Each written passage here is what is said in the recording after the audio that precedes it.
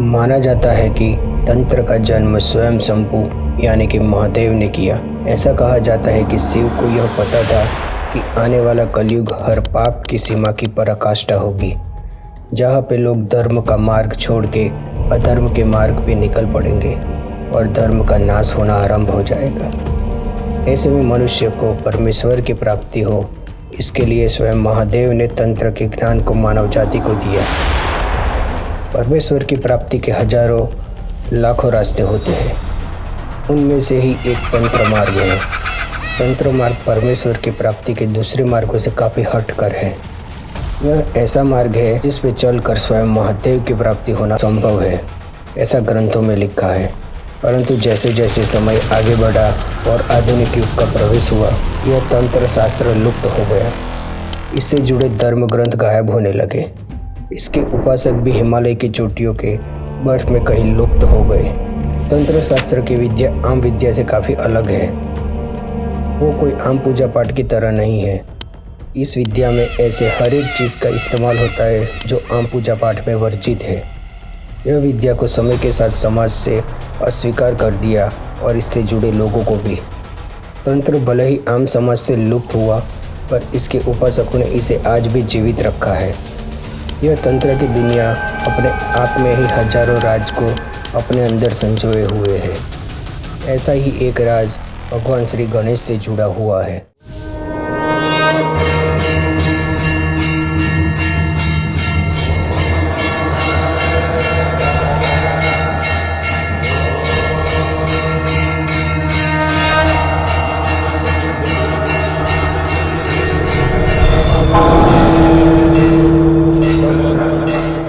हिंदू भगवान गणेश का एक तांत्रिक पहलू है।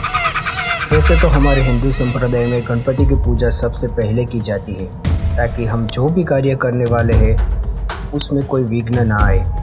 इसीलिए हम उन्हें विघ्नहर्ता गणपति भी कहते हैं। लेकिन आज हम आपको गणपति के एक ऐसे पहलू, एक ऐसे नाम से, एक ऐसे रूप की जानकारी देंगे जिसके बारे में बहुत ही कम लोगों को पता है।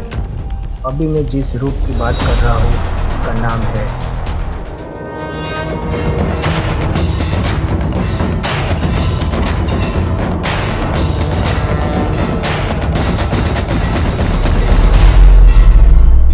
उच्चिष्ट गणपति, जिनको अघोर गणपति भी कहते हैं। उच्चिष्ट का मतलब है बचा हुआ। यह शब्द एक अनुष्ठान के अंत में बचे हुए भोजन को संदर्भित करता है, लेकिन इस संदर्भ में इसका तांत्रिक अर्थ है। इस रूप में उन्हें लाल रंग में वर्णित किया गया है। एक अन्य विवरण में उनका रंग नीला बताया गया है और इनके इस रूप में 4 या 6 भुजाएं हैं। रत्नों का मुकुट पहना हुआ है। महादेव के जैसे तीसरी आँख है। उच्चिष्ट गणपति को 5 शक्ति गणेश प्रतीकों में से एक उग्र शक्ति रूप है, जहाँ गणपति को एक शक्तिशाली देवी के साथ दिखाया गया है, जिसमें गणेश की बड़ी आकृति के साथ वो नग्न देवी उनकी बाई गोद में विराजमान है। उसकी 2 भुजाएं हैं और वह विभिन्न आभूषण पहनती है।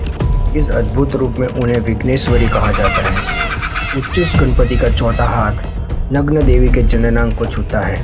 उच्चिष्ट गणपति का स्वरूप का उद्भव कैसे हुआ, उसकी एक बहुत ही रोचक कहानी है। विद्यवान नामक एक असुर था। उसने ब्रह्मा जी को प्रसन्न करने के लिए घोर तप किया।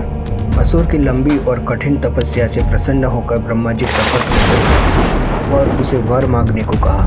विद्यमान ने कहा कि हे ब्रह्मदेव, यदि आप मुझे वरदान देना ही चाहते हैं तो मुझे एक ऐसा वर दीजिए कि कोई भी मेरा वध न कर सके। इस पर ब्रह्मा जी ने कहा कि ऐसा वरदान देना असंभव है, क्योंकि इस सृष्टि में जिसका जन्म हुआ है उसकी मृत्यु भी निश्चित है। अंततः तुम कोई और वर मांग लो। काफ़ी सोच विचार के पश्चात विद्यमान ने कहा कि मुझे ऐसा वर दीजिए न कोई पशु मार सके न कोई मानव मार सके। मुझे वही व्यक्ति मार सके जो अपनी पत्नी के साथ रति कर्म यानी कि संभोग में लुप्त होकर आए। इसके बाद तथास्तु कहकर ब्रह्मदेव अंतर्धान हो गए। ब्रह्मा से वरदान प्राप्त करने के बाद विद्यमान निरंकुश होकर अहंकारी हो गया। उसने पूरे संसार में अपना दमन चक्र शुरू कर दिया। चारों ओर हाहाकार मच गया। ऋषिगण त्रिदेव की शरण में गए। और असुर के अत्याचारों से मुक्ति दिलाने के लिए प्रार्थना की। इस पर ब्रह्मा, विष्णु और महेश इस असुर के संहार के लिए गणेश जी के पास गए, क्योंकि गणेश जी का मुख हाथी का है और धड़ मनुष्य का, और वरदान के अनुरूप यही विद्यमान का नाश करने में सक्षम थे। त्रिदेव ने गणेश जी से विद्यमान का वध करने के लिए आग्रह किया और वे तैयार भी हो गए, लेकिन उनके साथ शक्ति कौन हो। तब सभी ऋषियों और देवताओं के अथर्ववेद मंत्रों से एक यज्ञ किया। इस यज्ञ से एक शक्ति उत्पन्न हुई जिसका नाम था नील सरस्वती। फिर नील सरस्वती के साथ मिलकर भगवान गणेश ने विद्यमान असुर का विनाश किया और विश्व में शांति की स्थापना की। यहीं से पूजा शुरू हुई भगवान गणेश के उच्चिष्ट महान गणपति स्वरूप की, यानी कि अघोर गणेशा की।